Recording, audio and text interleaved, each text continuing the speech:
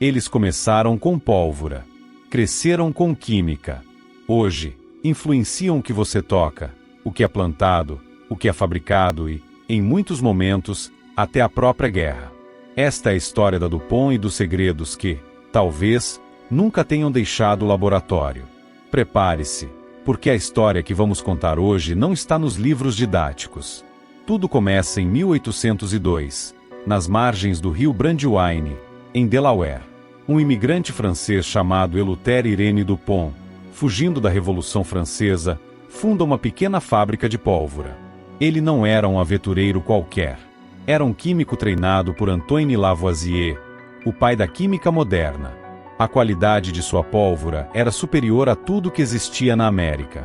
O governo americano, ainda jovem, logo se tornou seu maior cliente. O pequeno negócio familiar de Antoine e Eleuthère-Irene DuPont estava lançando as bases para o que se tornaria, décadas depois, um império. O século XIX foi uma era de expansão e conflito. E para DuPont, isso significava oportunidade. A Guerra de 1812, a expansão para o Oeste, a Guerra Mexicano-Americana e, principalmente, a Guerra Civil Americana. Cada conflito aumentava a demanda por pólvora. Onde havia guerra, havia um cliente. E a DuPont estava lá para fornecer. Mas não se engane, eles não eram apenas fornecedores. Eles estavam se tornando indispensáveis. Um velho ditado da época dizia que a indústria seguiria quem tivesse o aperto do gatilho. E a DuPont não apenas fornecia pólvora, ela estava começando a entender como influenciar quem apertava esse gatilho. O lucro era imenso, mas o poder que vinha com ele era ainda maior. No final do século XIX, a DuPont já dominava o mercado de explosivos nos Estados Unidos. Mas o verdadeiro salto, a virada de chave que transformou a empresa em uma força global, veio com a diversificação. A liderança da empresa percebeu que depender apenas de explosivos era arriscado. A paz poderia, afinal, quebrar o negócio. Foi então que eles olharam para dentro de seus próprios laboratórios e viram um potencial ilimitado. A química se tornou a nova fronteira. Eles começaram a produzir tintas, plásticos, fibras sintéticas. Em 1935, veio o nylon, uma invenção que mudou a indústria têxtil para sempre, e se tornou crucial na Segunda Guerra Mundial para a produção de paraquedas e cordas. Depois veio o Teflon, o Kevlar, o Tyvek. Cada novo produto não era apenas uma nova fonte de receita. Era uma nova camada de influência.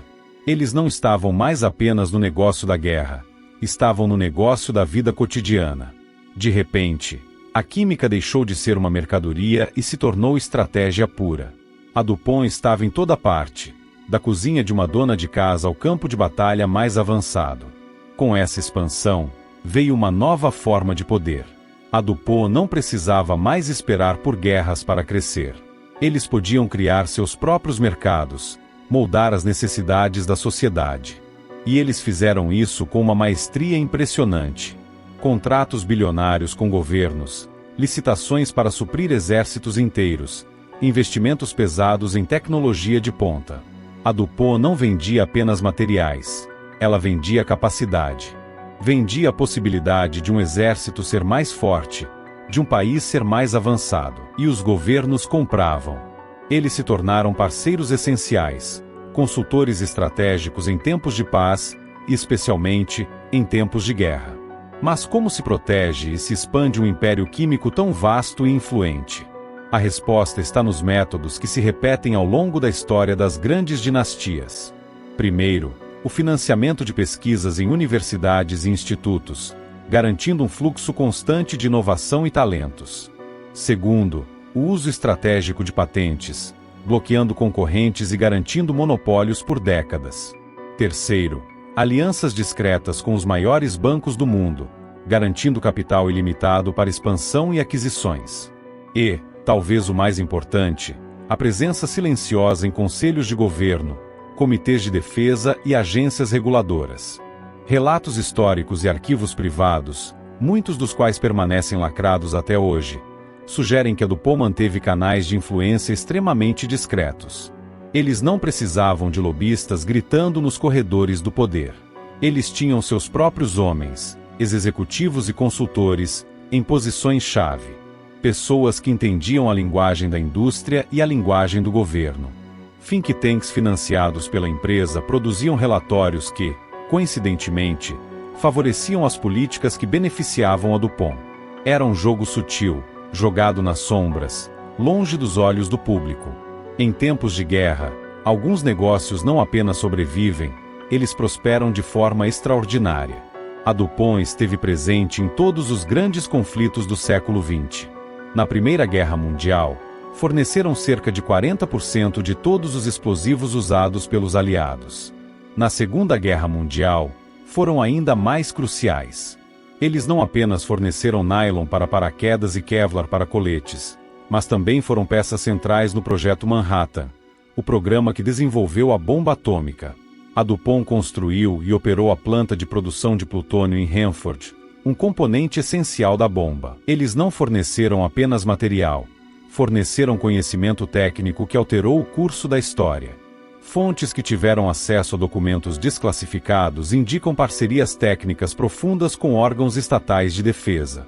A empresa ajudou a desenvolver materiais com aplicações militares secretas, desde novos tipos de blindagem até componentes para mísseis. Era uma simbiose perfeita. O governo obtinha tecnologia de ponta, e a DuPont garantia contratos lucrativos e uma posição inabalável no coração do complexo industrial militar. Mas a influência de uma família como os DuPont não se limita a uma única empresa, por maior que ela seja. Famílias poderosas criam ecossistemas de poder. Elas mantêm fundações de caridade que moldam a opinião pública, sociedades secretas onde as elites se encontram, bancos privados que financiam seus projetos e, acima de tudo, laços discretos com outras dinastias. Arquivos históricos citam os DuPont em encontros privados com os Rockefeller, os Morgan, os Rothschild. Grupos influentes onde o destino de nações era discutido a portas fechadas. Doações estratégicas para campanhas políticas abriam portas e garantiam que, quando uma nova lei fosse escrita, seus interesses estivessem protegidos. Fontes não oficiais, memórias de ex-funcionários e documentos que vazaram ao longo dos anos, alguns com lacunas e rasuras intencionais, sugerem um padrão claro, quando a política precisava de uma nova direção. Quando uma crise precisava de uma solução, havia sempre alguém pronto para apresentar a resposta. E, muitas vezes, essa resposta beneficiava diretamente o Império Químico. Era um poder que não precisava de trono ou coroa, pois operava através de redes de influência invisíveis. Hoje, a DuPont é uma gigantesca corporação multinacional. Seus produtos estão em quase tudo que nos cerca. O plástico que envolve a comida que você compra no supermercado. As fibras sintéticas da roupa que você veste. Os componentes eletrônicos do seu celular. Os instrumentos médicos que salvam vidas em hospitais. Não há como negar o legado de inovação. O império gerou empregos, impulsionou a ciência e criou uma riqueza imensa. Mas também levantou perguntas profundas e desconfortáveis. Qual é o custo humano e ético de um poder que opera nas sombras? Escândalos ambientais, como a contaminação por produtos químicos como PFOA, revelaram um lado sombrio desse progresso, com consequências devastadoras para comunidades inteiras. Fica a pergunta: quando um produto salva uma vida ou torna nosso dia a dia mais fácil, quem se lembra de perguntar sobre o preço que foi pago para que ele existisse? Quem investiga as decisões tomadas em salas de reunião décadas atrás? A história da DuPont é uma lição poderosa. Ela nos ensina que o progresso tem sempre duas faces. De um lado, o brilho da inovação, da ciência que avança e da tecnologia que transforma o mundo.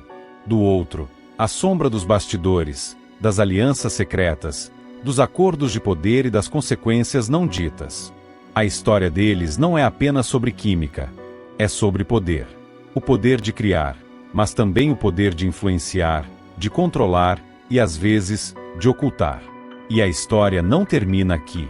As redes de influência construídas ao longo de séculos ainda existem. Se você quer que a próxima parte deste documentário revele as ligações diretas entre essas antigas dinastias e as estruturas de poder dos governos modernos, mostrando como essa influência opera hoje, escreva a palavra continuar nos comentários.